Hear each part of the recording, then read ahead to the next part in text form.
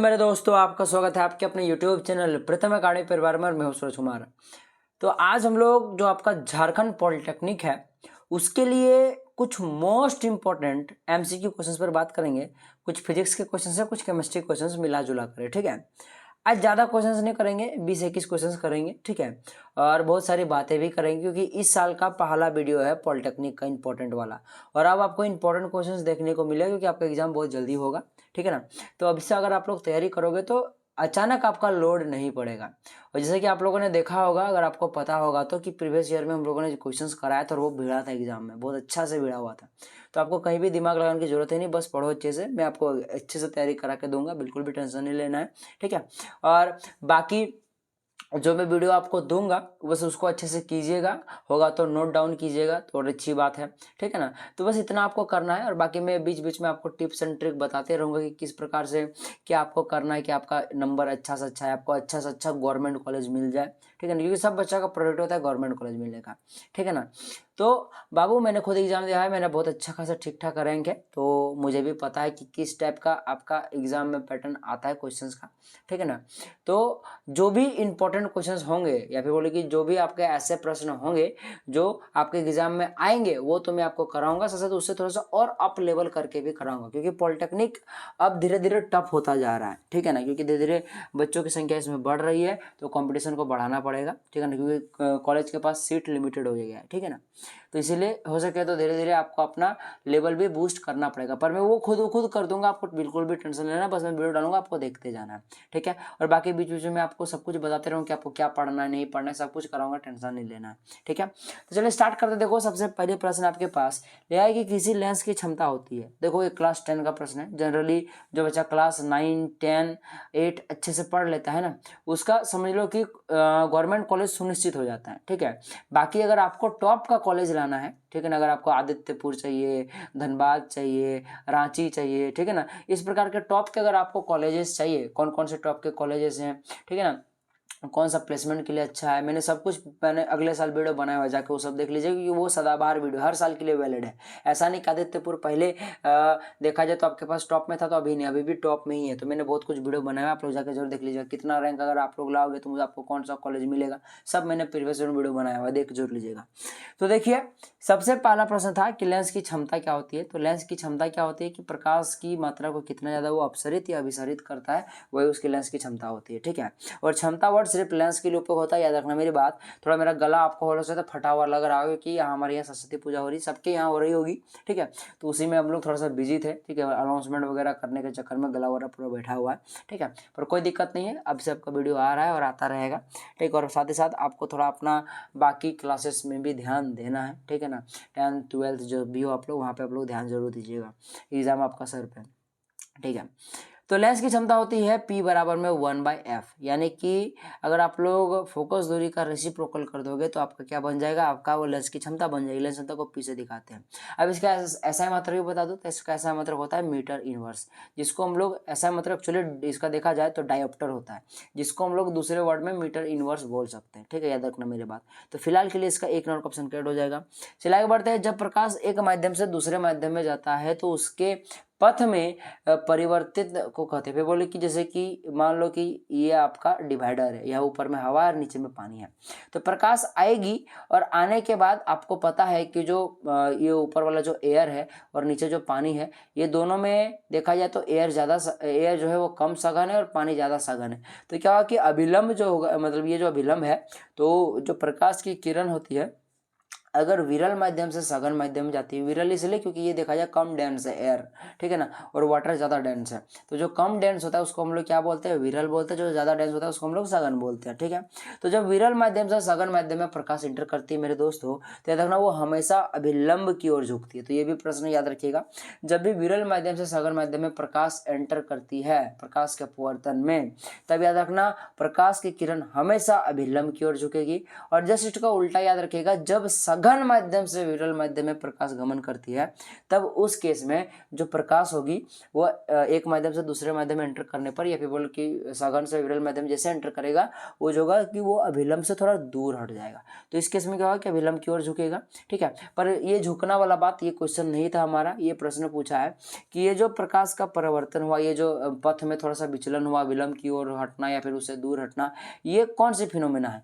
तो ये बेसिकली प्रकाश का अपवर्तन में आता है। ठीक है, कभी भी एक माध्यम से दूसरे माध्यम में प्रकाश गमन करेगी तो वहां पे आपको प्रकाश का अपवर्तन देखने को मिलेगा। अच्छा, विद्युत धारा का मात्रक एम्पियर होता है, सबको पता है। अच्छा, चलिए आगे बढ़ते हैं। प्रिज्म में कितने सतह बंद है? तो भाई साहब देखो, प्रिज्म जो होता है ये कुछ इस प्रकार से होता है। आई होप कि आपको पता होगा। ठीक है, प्रिज्म है, आई होप कि आप लोगों ने देखा होगा तो बड़ी अच्छी बात है। वरना आप लोग अभी नेट का जमाना है, बस सर्च मारो प्रिज्म, देखना भी प्रिज्म, एक से प्रिज्म आपको देखने को मिलेगा। तो प्रिज्म कुछ मोटा मोटी इस प्रकार से होता है। ठीक है, जो देख सकते हो 1 2 3 4 और एक उधर 5 टोटल सतह है। इसलिए देखा जाए तो इसमें क्या होगा, इसका आंसर सी नंबर ऑप्शन आपका करेक्ट हो जाएगा। ठीक है, अच्छा, लिखा है कि यदि किसी वस्तु का पिंड m kg, यानी कि उसका जो द्रव्यमान है वो आपका m kg का है, तथा वेग जो है वो v है। ठीक है, तो उसकी गतिज ऊर्जा क्या होगी, जिसको हम लोग k से दिखाया गया है। ठीक है, k मतलब काइनेटिक एनर्जी होता है। ठीक है, तो गतिज ऊर्जा का जो फॉर्मूला होता है, याद रखना मेरी बात, डायरेक्टली फॉर्मूला पूछा है, k बराबर में हाफ mv²। बहुत को इसको k बराबर में 1/2 mv² बोलता है, पर हाफ बोलना थोड़ा ज्यादा अच्छा सुनने में आता है। ठीक है, तो ज्यादा k बराबर में हाफ mv², एक नंबर ऑप्शन दिख रहा है। अब आप लोग मुझे स्थितिज ऊर्जा का, जिसको हम लोग क्या बोलते हैं, स्टैटिक एनर्जी बोलते हैं, उसका आप लोग मुझे उसका फॉर्मूला मुझे बताइए आप लोग। ठीक है, उसका मुझे जो सूत्र होगा वो मुझे कमेंट करके जरूर बताइएगा। ठीक है, क्वेश्चन नंबर 21 लिखिएगा ताकि मुझे पता चले कि बच्चे क्या कमेंट कर रहा है। ठीक है ना, सो 21 नहीं 121 यानी कि 121 कीजिएगा और साथ साथ मुझे उसको कमेंट कीजिएगा। क्वेश्चन नंबर पर ज़्यादा ध्यान मत दीजिए क्योंकि मेरा क्वेश्चन नंबर इधर हो सकता है, क्योंकि मैं वही सब क्वेश्चन आपको कराता हूँ जो इंपॉर्टेंट है। ठीक है, चलिए, श्वेत प्रकाश कहा जा सकता है। देखो, श्वेत प्रकाश को हम लोग प्रकाश से पॉलीक्रोमेटिक कह सकते हैं, इसमें बहुत सारे रंगों के एक्चुअली मीनिंग ये पॉलीक्रोमेटिक का कि कोई एक ऐसा चीज जिसमें बहुत सारे अलग अलग तरंग दैर्घ्य वाले रंग हो, वही पॉलीक्रोमेटिक होता है। और ऐसा श्वेत प्रकाश में होता है। इसमें टोटल 7 रंग पाए जाते हैं श्वेत प्रकाश में, बेजानी अह पिनाला, आई होप कि आपको पता होगा, जिसमें से सबका अलग अलग तरंग दैर्घ्य होता है। अब किसका तरंग दैर्घ्य सबसे ज्यादा है, किसका तरंग दैर्घ्य सबसे कम होता है, मुझे कमेंट करके बताइएगा। और इससे रिलेटेड एक प्रश्न आपको मैं और देता हूँ, लाल प्रकाश को हम लोग सिग्नल में क्यों उपयोग करते हैं। ठीक है, और एक क्वेश्चन मैं आपको कर देता हूँ कि लाल प्रकाश जो है वो हमें दूर तक क्यों दिखाई पड़ता है। ठीक है, दूर से हमें क्यों दिखाई पड़ता है। और एक प्रश्न मैं आपसे पूछना चाहूंगा कि बताओ, जो प्रकाश जो आपके पास आसमान है उसका रंग नीला क्यों दिखाई पड़ता है। ये सभी प्रश्न कहीं ना कहीं एक ही चीज पर आधारित है। ठीक है, और कहीं ना कहीं इन सभी का कॉन्सेप्ट एक ही है। अगर आपको पता होगा तो आपको लोग इसका जवाब दे पाओगे, और अगर नहीं पता होगा टेंशन मत लो, आगे चल के आपको सबका आंसर मिलेगा। ठीक है, क्योंकि यही सब प्रश्न आपके एग्जाम में आते हैं पॉलिटेक्निक में। ठीक है ना, चलिए आगे बढ़ते हैं। बस 10 क्लास को थोड़ा सा डीपली पढ़ लो, 9 क्लास को थोड़ा डीपली पढ़ लो, आपका काम बन जाएगा। बाकी जो एक्स्ट्रा 11 12 आता है वो तो मैं कवर करा ही दूंगा। तारों में चमक का कारण है, तो देखो तारों में चमक बोलो, एक्चुअली यहाँ पे होना चाहिए था चमक बोलो या फिर बोलो कि तारों का टिमटिमाना, तो देखा है तो वो अपवर्तन के कारण होता है। याद रखना मेरी बात। तो वायुमंडलीय अपवर्तन आ गया, फिर वायुमंडलीय अपवर्तन के कारण। अच्छा, लेकिन इनमें से कौन सा संबंध सही है, तो भी बराबर में u प्लस AT जो ऑप्शन नंबर ए में दिख रहा है ये कट हो जाएगा। अब आप लोग मुझे ये बताओ कि ये भी बराबर u प्लस AT जो है ये गति का कौन सा समीकरण है, पहला, दूसरा, तीसरा। आई होप कि आपको गति का तीनों समीकरण याद होगा। बाकी बिल्कुल भी पैनिक नहीं होना है, जो भी मैं आपसे पूछ रहा हूँ अगर आपको नहीं आता तो बिल्कुल भी टेंशन नहीं लेना है। सॉरी, माफ कीजिएगा। इसके बाद आपको और भी देखने को मिलेगा। ठीक है, जो चीज में पूछ रहे सब आपको देखने को यही मिलेगा, टेंशन नहीं लेना है। ठीक है, बस सारा वीडियो को देखिएगा, ये वीडियो छोड़ना नहीं है। अच्छा, लिखा कि गतिमान वस्तु का जड़त्व निर्भर करता है, गतिमान हो चाहे वो स्थिर हो। याद रखना, किसी भी वस्तु का जो जड़त्व होता है, जो इनर्शिया होता है, वो उसके हमेशा मास पर, उसके द्रव्यमान पर निर्भर करता है। अच्छा, जब टूथपेस्ट को दबाया जाता है तो उसका आकार परिवर्तित हो जाता है, इसके लिए कौन सा बल होता है बताइए।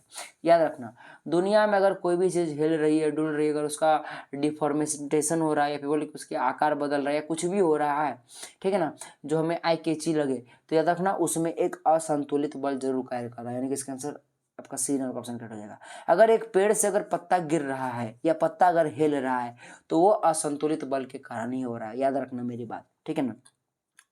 बाकी सब चीज़ें आपको आगे चलकर डीप में पता चलेगी, टेंशन नहीं लेना। आज पहला वीडियो है तो आज बस लाइट पढ़ो, ठीक है। रॉकेट किस सिद्धांत पर कार्य करता है? तो याद रखना रॉकेट जो होता है वो संवेग संरक्षण के सिद्धांत पर कार्य करता है। तो चूंकि संवेग ऑप्शन में, तो इसी को मार दीजिएगा। 1 न्यूटन बराबर होता है तो 10⁵ डाइन के बराबर होता है। बहुत इंपॉर्टेंट प्रश्न है, मेरे टाइम पर भी आया हुआ था।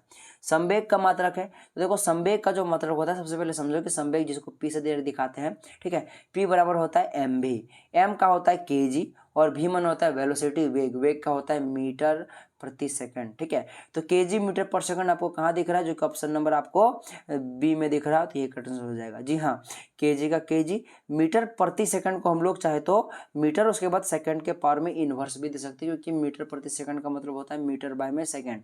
सेकंड को ऊपर लेके जाओगे तो मीटर, और सेकंड में -1 आ जाएगा। तो ऐसा लिखो जो कि ऑप्शन में आपको दिया भी हुआ है, केजी मीटर सेकंड इनवर्स, ठीक है। चाहे केजी मीटर प्रति सेकंड बोलो, बात बराबर है, बी नंबर का ऑप्शन करेक्ट हो जाएगा। संवेग परिवर्तन की दर होती है, तो ये आप लोगों ने गति का दूसरा नियम पढ़ा ही होगा, ठीक है, जो कि बल के बराबर होता है, ठीक है। चलिए आगे बढ़ते हैं। केपलर्स के ग्रहों के गति के सिद्धांत के अनुसार, ये क्लास 9 का शायद 9 के जो गति वाला चैप्टर उसमें है, एक साइड में कोटेशन बना हुआ है, दूसरा या तीसरा नंबर का पेज में गति वाला चैप्टर का, ठीक है। तो उसमें केपलर्स लॉ आप लोगों ने देखा होगा कि जो होता है आपके पास, ठीक है, वो आर का जो क्यूब होता है वो डायरेक्टली प्रोपोर्शनल होता है टी के स्क्वायर का, जो किसी नंबर ऑप्शन में आपको दिख रहा होगा। अच्छा, आर त्रिज्या के पृथ्वी के केंद्र पर वस्तु का भार क्या होगा? देखो पृथ्वी के केंद्र पर होगा ना, वस्तु का भार 0 होगा, याद रखना मेरी बात, ठीक है। क्योंकि भार जो होता है वो बेसिकली जी पर निर्भर करता है, गुरुत्व त्वरण पर निर्भर करता है। चलिए आगे बढ़ते हैं। अच्छा, एक्चुअली गुरुत्व त्वरण का मतलब ये है कि कोई वस्तु को पृथ्वी कितनी बल से अपनी ओर खींच रही है, वही गुरुत्व त्वरण होता है, ठीक है। तो बेसिकली बल क्या बोलेंगे, एक्चुअली जिस त्वरण से उसे खींचेगी वो होता है गुरुत्व त्वरण, ठीक है। तो यहाँ पे क्या होता है कि पृथ्वी का जो मिड पॉइंट है, या फिर बोलो कि जो आपका जो आपका बिंदु है, क्या बोलते हैं उसको, मध्य बिंदु है, ठीक है, फिर केंद्र बोलो, वहाँ पे जो आपके पास होता है बेसिकली उस जगह पे वस्तु का जो गुरुत्व त्वरण होता है, या फिर बोलो कि उस वस्तु का जो भार होगा, ठीक है, जो कि आपके पास mg होता है, जो भार को हम लोग mg से दिखाते हैं, वो बेसिकली 0 हो जाता है, ठीक है। चलिए आगे बढ़ते हैं। अच्छा, क्रमबद्ध सुव्यवस्थित ज्ञान को क्या कहा जाता है? विज्ञान कहा जाता है, याद रखना मेरी बात। आधुनिक रसायन विज्ञान के जन्मदाता थे, कौन थे भाई साहब? तो लेवोसिए थे, याद रखना मेरी बात। अच्छा, रसायन विज्ञान का ज्ञान सर्वप्रथम किस देश में हुआ था? तो याद रखना अरब मिस्र के देश में हुआ था, ठीक है, या फिर मिस्र अरब के देशों में हुआ था। अच्छा, केमिस्ट्री की उत्पत्ति केमी शब्द से हुई है, जो कि प्राचीन नाम किसका है? तो वो मिस्र का प्राचीन नाम है, जो कि ऑप्शन नंबर आपको यहाँ पे डी में चमक रहा होगा। तो ये थे कुछ मोस्ट इंपोर्टेंट प्रश्न। आई नो, मुझे पता है कि आज मैंने क्वेश्चंस कम करा है, बात ज़्यादा क्या, क्योंकि आज पहला वीडियो है, आज लाइट पढ़ो ना, कोई दिक्कत, ऐसे भी ज़्यादा टाइम हुआ नहीं, 12-13 मिनट का वीडियो ही है। थोड़ा स्पीड कर, कभी भी वीडियो देखोगे तो थोड़ा स्पीड करके देखने का आदत डालो, ठीक है ना। जो 11-12 के से पढ़ के आए उनको तो पता ही होगा कि क्यों स्पीड में देखने को बोल रहा, क्योंकि उनको 12 घंटा 13 घंटा का लेक्चर देखना पड़ता है। और बाकी जो बच्चे अभी 10th क्लास में हैं, जो पॉलिटेक्निक का तैयारी करना चाहते हैं, ठीक है, तो उनको मैं बोलूँगा कि वीडियो थोड़ा स्पीड करके देखना शुरू कर दो, थोड़ा टाइम भी बचेगा और आगे चल के हैबिट बना रहेगा, ठीक है। तो आगे हम लोग फिर से चलिए मिलेंगे नेक्स्ट पार्ट में। बेसिकली मेरा पार्ट 1 था, भी आपको बहुत सारा पार्ट कराऊंगा, टेंशन लेना है। अगर आप लोग बोलोगे तो मैं चैप्टर वाइज भी करा दूंगा, बिल्कुल भी टेंशन लेना, बस खाली आप लोग बोलो, बाकी आप लोग इंपॉर्टेंट भी करके चला जाओगे तो कोई दिक्कत है नहीं, ठीक है। तो चलिए मिलते हैं अगले वीडियो में। अगर कोई भी डाउट होगा तो कमेंट बॉक्स खोला, कमेंट जरूर कीजिएगा, हम लोग ज़्यादा से ज़्यादा आपके कमेंट का जवाब देने की कोशिश करते हैं। और आपके मन में जो भी पॉलिटेक्निक से क्वेरी है, या फिर जो भी डाउट है, या फिर जो भी चीज़ें जानना है, एक बार सर्च मार लीजिएगा, प्रीतम अकेडमी लास्ट में जरूर लिख दीजिएगा, या फिर आप लोग प्रीतम अकेडमी चैनल में जाइएगा, पॉलिटेक्निक अलग से प्लेलिस्ट बना हुआ है, जाकर वहाँ देख लीजिएगा, आपको हर एक सवाल का जवाब जरूर मिल जाए, कौन सा कॉलेज अच्छा है नहीं है, सब कुछ पता है मैंने, ठीक है, अगले साल में। और वो चीज़ें चेंज जनरली नहीं होती है, ठीक है। चलिए मिलते हैं अगले वीडियो में, तब तक के लिए जय हिंद, जय भारत और आपका दिन शुभ हो।